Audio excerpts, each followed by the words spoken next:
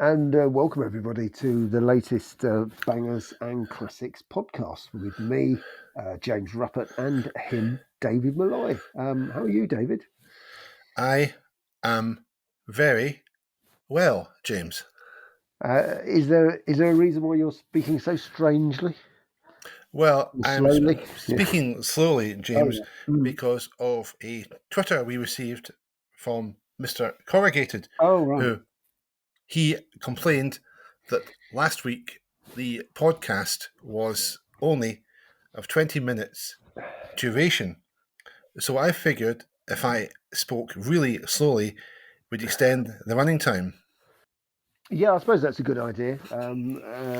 Unfortunately, I can't speak slowly, but yeah, I suppose. I think that works for me. Do we get paid more if we do it more slowly? No, we don't. Oh, So, okay. in that case, to heck with that for Game of Soldiers. Okay. Right, so back to normal speed. Uh, Shall we plough on? What about car spots? What have you seen, Mr. Ruppert? yeah, seen a fair amount. You can get very excited by an out of commission Alpha 33, which is outside a sort of an industrial place near to me. I've interviewed people in there because they do funny things with trucks.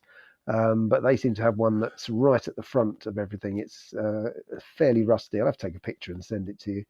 I've seen a lot of square Volvo estates, 940, 960, that sort of thing. There's also one parked at my local garage, which belongs to them. So I've seen plenty of those, some immaculate MGBs. And the other day, whilst I was in my Mini, I was waved at by someone sitting in their left-hand drive Citroen Dyane van. Would you Oh, believe? Yeah. And also people thoughts and prayers, please, because as this is taking place, the old Mini Cooper is having an MOT. So it could be good, it could be bad. I don't think there's anything it should fail on really. So we'll see about that. But there you go. That's my week. I could go into a lot more detail, but no. Yeah. well, I should have seen a lot last week, but I didn't. I was Mm, supposed to be, as you know, I was supposed to be heading to Thirlestane Castle yes. to cover the Jackie Stewart event there. Mm, mm, Unfortunately, on Thursday evening, I took quite poorly for some obscure reason, right. and felt like I felt pretty grotty for the whole weekend, so I couldn't go. Yeah. So I missed out on seeing a lot of cars in the world of motorsport and a heap of classic cars. And Yeah. I'm told that it was a very good event. It was in aid of Jackie Stewart's charity, Mm, which is a Race Against Dementia. yeah. And obviously, it's a very, very worthwhile charity. Mm, And obviously, we commend listeners to chuck a couple of quid in if you can spare it. So, yeah, I was supposed to be there, James. Didn't see any classic cars apart no. from that. Though I should be going to a classic car show at Moffat, which is down towards the borders this weekend, Yep. to meet up with someone I haven't seen for the best part of 2 decades. Right. So that might be interesting. And I was chatting to a young man who, at the age of 19, has, I believe, 15 cars. Goodness me, that's amazing. Yes, maybe more on that another day. But Yeah. yeah, so lots to be doing. And I'm now repainting the steering wheel, the infamous EV steering wheel, Mm, for the third time. all right. Well, the first time I Yeah. painted it, and I gave it with plasti dip. Thought I'd give it a different effect, then paint a top coat over it, and it Yeah. went on okay. But I didn't like it. The No. second time I did something stupid, and the listeners might as well hear this because it will give them a good laugh. I painted it, I scrubbed it all down. I sanded it down and painted it a nice high gloss black. That was the first couple of coats. And then, to give it some more coats, I went in, grabbed the tin, shook it, sprayed it on, Mm, thought no more of it. And then several coats later, I realised that I'd been spraying on the damn plastic paint again. I'd mixed up the tins. goodness me. So I now had high gloss black as a base coat with this horrible plastic covering, which is very effective, don't get me wrong, but it just doesn't suit the wheel as a top coat. So it had to be scrubbed down or sanded down yet again. And I put the tin of the plastic coat out of the road because it's very, very similar. If you're Mm, not paying attention, you can easily mistake the two. So this is the third time. It's the goodness. final time I'm doing it because Yeah. I've had enough. So yes, an example of my stupidity, just for the podcast. There are many other examples, but we'll not go into that. But I think what we should do is Yes. What plough we do? on into this week's banger classic. All right. Yeah, we're heading back to the 1980s, or in your case, forward to the 1980s, James. Yeah, absolutely. And it is 1988, and the Yeah. introduction of this week's banger Mm. classic, the Suzuki Vitara. What Mm. did you make of that? Well, my sister bought one. There you go. And Ah, yeah, I never let her forget that, obviously. But she did actually sort of get quite into it. So yeah, she did have the Rhino cover on the spare wheel and stuff like that, and stickers on it and all sorts. And I think they joined whatever club there was, because there was quite a following for it, wasn't there, at the time? It was very much pre the SUV trend. I think anybody who was into it then can claim to be ahead of the game, can't they? I guess so, yeah. Yeah, absolutely. So yeah, it was a sort of a funky thing to do, and I used to take the rise out of it, obviously, because you would do. But it wasn't a half bad thing. It was used as a family vehicle. I think she might have bought another one as well. I probably went from a 3-door to a 4-door at some point. But actually, it's a pretty good vehicle. Suzuki's are very good, as everybody knows, especially when it comes to being used cars. And these were okay off road, and certainly if you wanted to tow or do anything serious with it, it wasn't half bad actually. So you would probably be better off with one of those than a Defender, which would probably leave you stranded by the roadside at some point and fall apart Hmm. and be wet.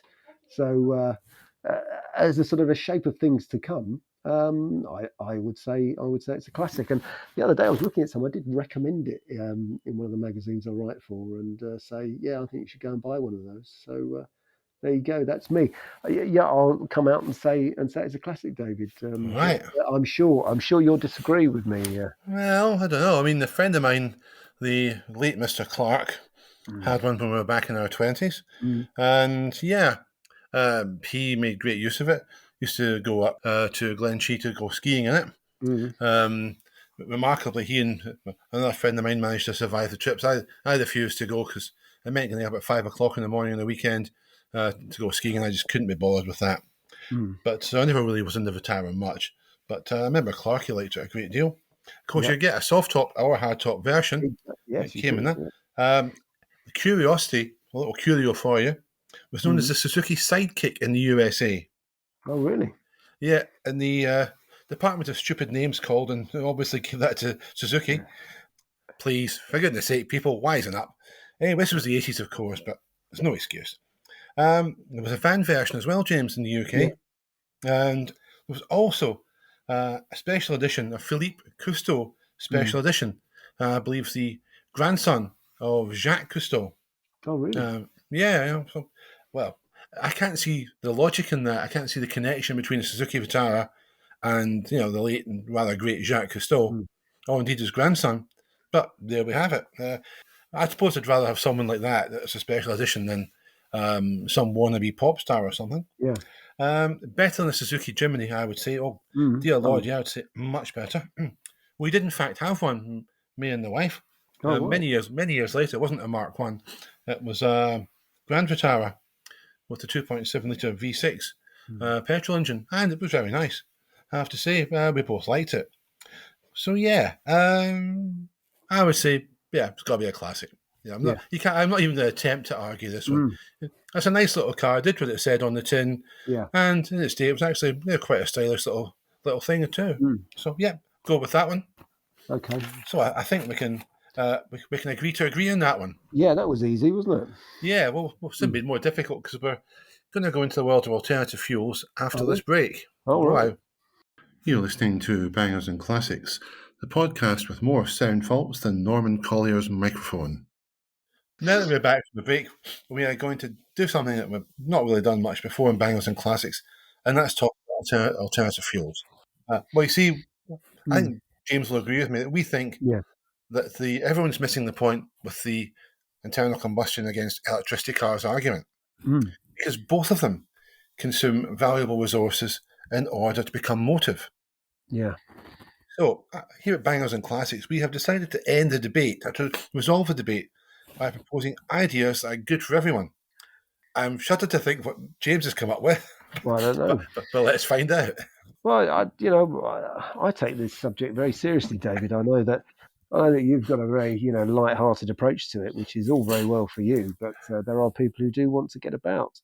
Obviously, it'll be fantastic if we could actually bottle the smugness of the people who own electricity cars and use that to power. Because I think you could power a V8. I think with the amount of smugness that you get, it's just turning it into something which is combustible. But I believe smugness is fairly combustible, so we could certainly go with that. But you see, I mean, you sent these rules and regulations, which basically outlawed me coming up with anything which was sensible. But I used to buy these books. You see, I've got American books. I've got an American book by Dennis E. Smith, and this is a real book, people. And it was called Solar Fuel: How to Make Automotive Fuel Using Your Own Alcohol Solar Still. So actually, that is quite a clever way of powering your cars, and people did that in America. In the southern states, I believe there was a TV program based on that where people chased each other in cars. But the most fascinating part of this is that I've got this book which cost $3.95, but about the equivalent in dollars. But at the back of the book, they had other alternative energy books. And one of them could have been the smugness of electricity car owners. But they go through, convert your car to alcohol, which is essentially what this book is about, and other alternatives. But the last one they have, and I've moved heaven and earth to try and get this book, David, because I would post it to you, is Pedal Your Car by Martha A. Graham, and that was $4.95. So I just thought, what on earth? What American car could you pedal? There is no car I can think of really. Well, I know there's like Lloyd's and things like that, but I mean, but really, so I'd like to nominate Martha, who was way ahead of alternatively fueled vehicles. But I'm desperate to hear what you came up with, David. well, I'm just thinking of pedals. I mean, it's got more than one definition, of course. Maybe it's a guide to selling your car, how to pedal your car. Maybe. As a street peddler. There we go. We never mentioned the rules. I never mentioned the rules. Well, and there was loads of rules, David. Well, you send me a PDF full of rules every week about what we can and can't do. The rules are: we're looking to promote an alternative fuel for motor vehicles, which cannot be petrol, diesel, liquefied petroleum gas, kerosene, or anything similar to that, and it can't be, and nor can it be electricity from batteries. And there were bonus points awarded for creativity and satire. Now, okay. Now, obviously, that covers you. I came up with an idea, a couple of ideas. The first one performs a very useful public service of removing windbags. So that's politicians, the media, work bores, pub bores from the streets, and doing so in a humane manner, and giving them a new job, because their new function is to sit in a special soundproofed compartment in a vehicle and produce the copious quantities of hot air that is their want. And this air can be used in two ways. First of all, it can either power a turbine that's linked to wheels via reduction gearing, and you control power by a wastegate that recirculates unused hot air. If you don't require the full amount of power at any particular time, simply open the wastegate a little bit, recirculate some, and you go a bit slower. Great idea, I think. And the second one is, of course, a steam engine. We could use it to power a steam engine. It's the same basic idea for propulsion. And, of course, the only output at all apart from power is superheated water, which is great. But that's not all. I'm just not working in a car that's powered by bullshit. All right. I'm working in a car that's powered by cow shit. Oh, okay. All right. And one advantage of this vehicle, let me assure you, it's good for road safety. Because if you're driving a car driven or powered by cow poo, no one will ever want to tailgate you. And there you go, folks. Well, there you go. I think there's some great ideas there. We should patent them all and wait for the offers to roll in, James. Yeah, well, absolutely. I'm looking forward to living off the royalties from those. Yeah. No doubt. Oh, could just be the van with those nice people up. We'll pull up again and we'll be taken back for a little holiday. Never mind. Anyway, that's enough of alternative power. let's move and stay back in the well. We're going back to the 80s here Oh, again. Forward in your case, yeah, and specifically we're going to 1986 right. when a brilliant TV series from the UK was shown. It was first shown anyway in Channel 4. It was by Euston Films, and of course, everybody remembers what Euston Films made, like the Sweeney and Minder, etc. This series was called Prospects. It was set in the Isle of Dogs in London. It starred Gary Olson, who sadly died young, and Brian Bovell as Pincy and Billy, and they were two 20-something guys trying to find their way in Thatcher's Britain. And it featured scams, schemes, and laughs aplenty. But, of course, as befits the times and its gritty surroundings, there were some interesting cars to spot, and indeed other sorts of vehicles to spot, James. Mm. And I think Kenny Smith's going to love this one, because Pride of Place has to go to an early Bedford HA van. Mm. And it's introduced, there's a mechanic underneath it, and he comes out from under, having had an inspection, and he says, it's a death trap. So Pincy says, well, apart from it being a death trap, what's wrong with it? And he's told, tyres are bald, there's no suspension to speak of, the chassis is rotten, the frame's knackered, oh, and here's your MOT. And that is exactly what happens. Well, the HA just about lasted long enough to appear in the same frame as, get this, James, a Citroen Ami Estate. Now, when was the last time? Yeah, exactly. When was the last time you saw one of those? Anyway, the lads did acquire another HA, and as well as, and I do like this one, an elderly Commerce space van. They also, perhaps with an eye to aping in some way your Land Rover ice cream van, they got hold of a Vandenpla fully to hearse, which Pincy reckoned had prospects as a mobile chippy. All right. I'm not sure that would have worked. And they went on an ill-fated holiday with their girlfriends in their Transit Mark 1 pickup. There's also, if you like bikes, there's a Velocette Venom, there were Sherpa vans, and there's obviously cop cars on the show. There's a Rover SD1 and a Mark IV Escort. And of course, there's a complete gaggle of old Fords and other cars of that era. So what I'd say is, do yourself a favour, peeps. Head back to, the decidedly less glitzy side of 80s London. It's a place with crumbling buildings, hooky MOTs, stolen MOT books. And you remember MOT books, James, don't you? I certainly do. Yeah. Absolutely. Yeah, they were very good value. Let's face it, James, it's got to have prospects, hasn't it? Well, it has. I had no idea that this series existed until you told me about it. Maybe because I was in London making my way at the time, rather distracted by things in 1986. I think up to all sorts of things. Yes, I'm looking at all the stills, the link that you sent me, and what a wonderful era. That's the great thing about the certain periods of time is that it's not about the cars that were brand new then. You've actually got the survivors from the 70s and even 60s where you go, wow, you used to see them as a matter of course, every single day. So I believe it. Well, there was certainly a comment below these pictures which said that it's available, or you can certainly find the series on the YouTubes. So if we go to the YouTubes, will we be able to watch it? Because now you've told me about it, I'll have to go and find it.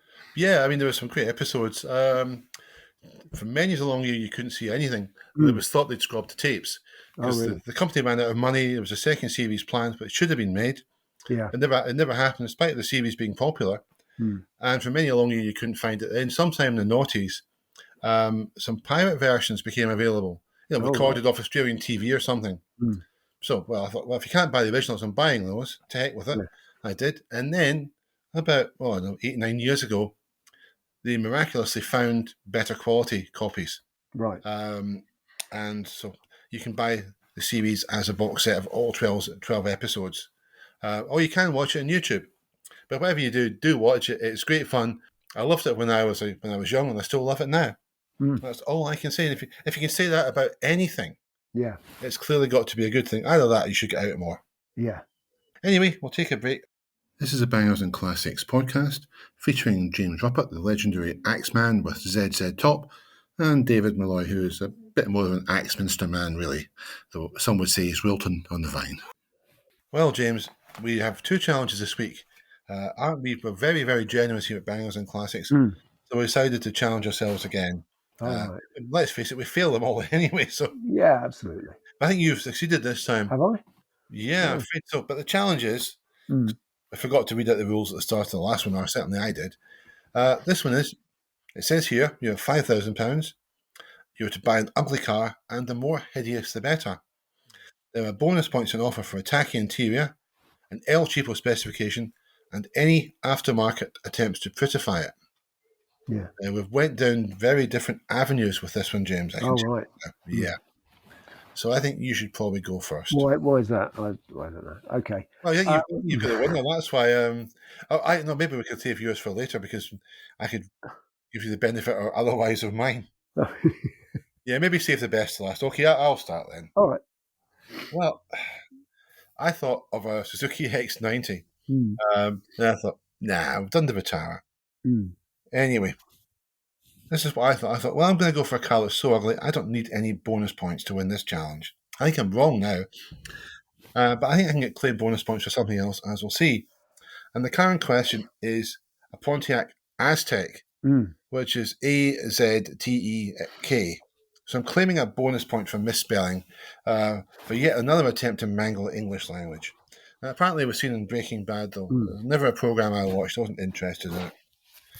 It's in Estonia, this one. But I was able to translate the ad using Google Translate, though I could have phoned my cousin's wife, who's Estonian, and she would have done it for me. Probably charged me for the privilege, though. Yeah. It's covered, I believe, 400,000 kilometres. And is owned by a guy who seems to have several cars, as well as having, I'm pleased to say, a sense of humour. And he reckons it's a good car with which to test your relationship. Yeah. It is so ugly, in fact, that if you go home with it, well, will your wife or your husband actually stay with you? Well, he took it home, and his wife didn't ditch him. So I think he reckons that probably says he's got a pretty good relationship. I'd probably agree. I mean, this car is ugly. I can't even describe it. What can I tell you about the car itself? It's pastel yellow. It's got an Estonian MOT equivalent till next March. And it's automatic with a rusty gear lever. But it does have a good specification. It's got a 3.4 litre V6 petrol engine, electric windows, and electrically adjustable seats. And this is where you're going to love this, James. It's got a portable fridge. And get this, it's got a tent. Now, this is not a sort of an aftermarket add-on. No. This is one of the later Aztecs. And Pontiac apparently specified these with a tent that came out of the boot with an awning. Now, I reckon that might be the perfect car. It looks apart for one of your fellow residents in Norfolkshire, a chap called Simon, who's well known on YouTube as Simon, a bloke in the woods, and seems a very nice bloke. And so if you're looking for a car with a built-in tent, Simon, there's one for you in Estonia. I'm not sure you'd like the way it looks, but hey, it would be a laugh, and you certainly seem to be up for it, mate, so we'll go along with that. Now, it's under €3,000, and if you buy it, if anyone that listens to the podcast buys it, we're going to do you a favour. We're going to chuck in, for free, one of James's renowned fake beards, because trust us, you are going to need it. And if you want to see the car, you can see it on the Parking EU website. And that's it. Now, I thought this was a good car for the contest, but let's hear what James has got, because it just blows me out of the water. Does it? Oh, I don't know, really. Yeah, the Pontiac is quite a curious car. I do see them from time to time because there's American bases near us, and we do see them, now and then, and you don't really understand why anybody would buy one, but never mind. I think we should all go to Estonia and crowdfund that one and bring it back. But yeah, I went down the sort of kit car route because most cars aren't ugly that are made. They go through so many. Cars can be dull, and I suppose at best the Pontiac Aztek is dull, even though it is ugly. But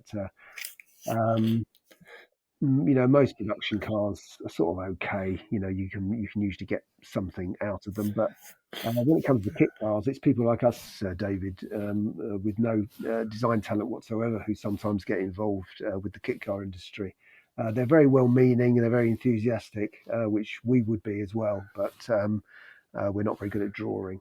So what I found was something I've never heard of. It was an NCF Diamond kit car. And that would be bad enough, but the condition of this one is frankly appalling, and that's what makes it sort of even worse, really. But it's based on a Lada Niva running gear and also a Ford Cortina, although the front end they claim is um, full Granada. But it's obviously been left in a pond or something. And also, the really bad thing is it hasn't got an engine, so that's a bit of a downside. And yet, incredibly, and this is probably even more offensive, is that there are the breakers yard that has it, and they're asking £1,000 for it, which is quite incredible. But there you go. To describe it, I think we'll try and post the picture up on the Bangers and Classics Twitter feed or something, or we'll put it Yeah. on the website because it sort of defies description in a way. But it's slightly sort of tall but rancho, isn't it? Really, it does have roof rails, although not very good roof rails. It is a two door, but I mean, but the inside is just appalling, really.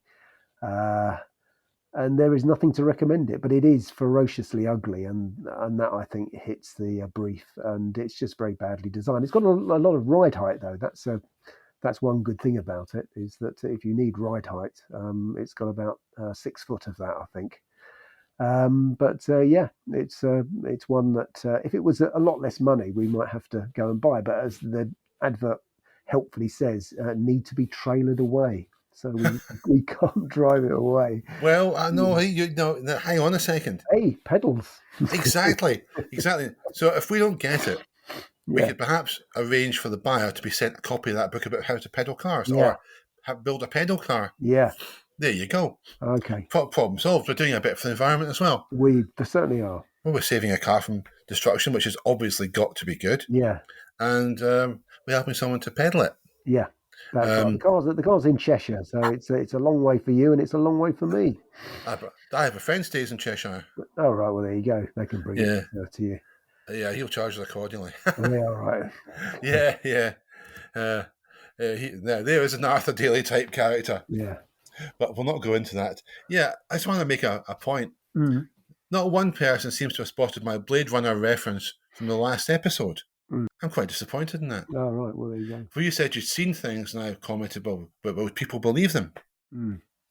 Rutger Yeah. Hauer's famous soliloquy, Yeah, well that's right. Yeah. which he Yeah. apparently wrote. Apparently ad-libbed, I thought, or something they said. But He came up with it. Yeah, it was yeah, his creation. Very, very powerful yeah, moment that I thought in the film. yeah. But of course, we're going to talk about Blade Runner, as we should just before we finish the podcast.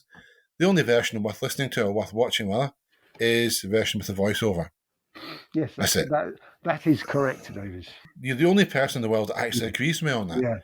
Yeah. Usually out on a limb there, but I don't care. Anyway, that's that for this week. It should be a bit longer than 20 minutes this time.